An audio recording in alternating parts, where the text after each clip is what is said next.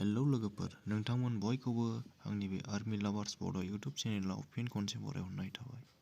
दिनैनि भिडिअ'आनो जादों इलेक्ट्राल पाउडारनि बागै रायलायगोन लोगोफोर।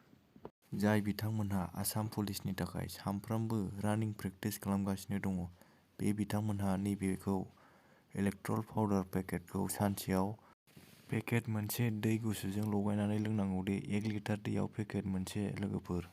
बेखौ लोङोबा नोंथांमोनहा दुरबल मोननाय, गोबाल' मोननाय, खर' सानाय, दैनि मात्रा खम जानाया गासिबो बेजोंनो मोजां जागोन लोगोफोर। आरो जायफोरहा लेट्रिना फुङाव सिखारनानै खनसेनो क्लियार जाया, बे बिथांमोनहा मोनायाव बेखौ लोंनांगौ दे लोगोफोर। लोंबानो अखानायै क्लियार जागोन।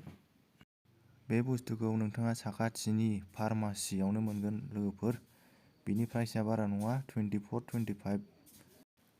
नोंथांमोनहाबो बेखौ ट्राइ खालामनानै नायनायदो। आंथ' बेखौनो लोंबाय थायो। नोंथांमोनहा भिडिअ'खौ जोबजासिम नाय आरो अननानै लाइक, शेयार, कमेन्ट आरो चेनेलखौ साबस्क्राइब खालामनानै हो लोगोफोर। जय बर' हारिनि जय हिन्द। बेखौ लोङोबा माबा मोनसे जागोन साननाङा लोगोफोर, बेयाव जेबो साइड इफेक्ट गैया दे लोगोफोर। बेफोरबायदिनो नोंथांमोननि थाखाय मोजां भिडिअ' लाबोबाय थागोन। भिडिअ'खौ जोबजासिम नायनायनि थाखाय गोजोन्थों। जय बर' हारिनि जय हिन्द।